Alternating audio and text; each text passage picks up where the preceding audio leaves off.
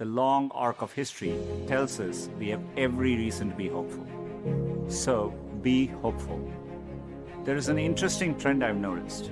It's very conventional for every generation to underestimate the potential of the following one. It's because they don't realize that the progress of one generation becomes the foundational premise for the next. And it takes a new set of people to come along and realize all the possibilities. I grew up without much access to technology. We didn't get our first telephone till I was 10. I didn't have regular access to a computer until I came to America for graduate school. Under television, when we finally got one, only had one channel.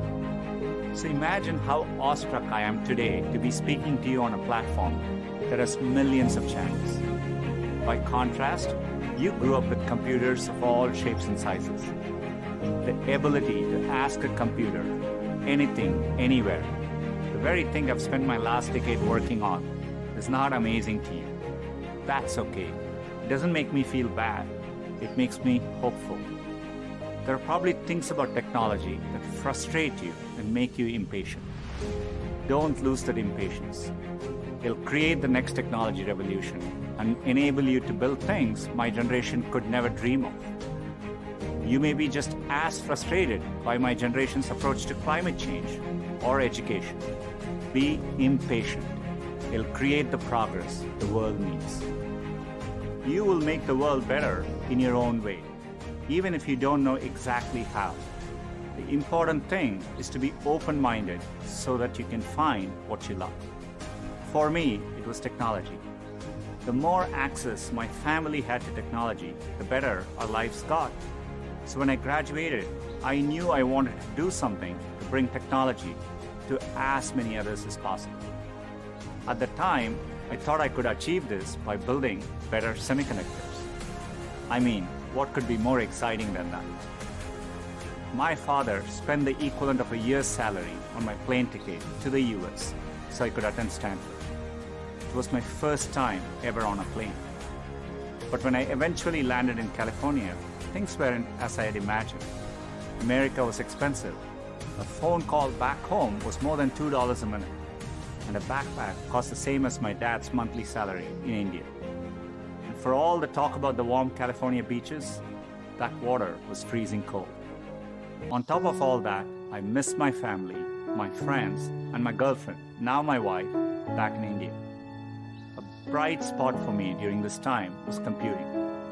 For the first time in my life, I could use a computer whenever I wanted to. It completely blew my mind. And at that same moment, the internet was literally being built all around me.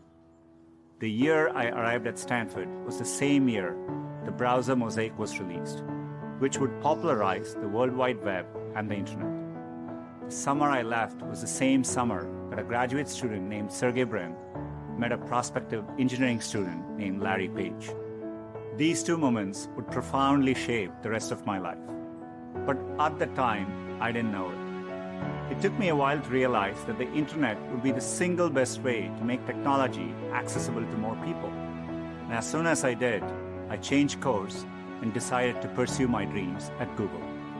Inspired by the wonder that first browser created in me, I led the effort to launch one called Chrome in 2009 and drove the effort to help Google develop affordable laptops and phones so that a student growing up in any neighborhood or village, in any part of the world, could have the same access to information as all of you. Had I stayed the course in graduate school, I'd probably have a PhD today, which would have made my parents really proud. But I might have missed the opportunity to bring the benefits of technology to so many others. And I certainly wouldn't be standing here speaking to you as Google's CEO. Believe me when I say I saw none of this coming when I first touched down in the state of California 27 years ago. The only thing that got me from there to here, other than luck, was a deep passion for technology and an open mind. So take the time to find the thing that excites you more than anything else in the world. Not the thing your parents want you to do, or the thing that all your friends are doing, or that society expects of you. I know you're getting a lot of advice today, So let me leave you with mine. Be open, be impatient, be hopeful. If you can do that, history will remember the class of 2020, not for what you lost, but for what you changed. You have the chance to change everything. I'm optimistic you will. Thank you.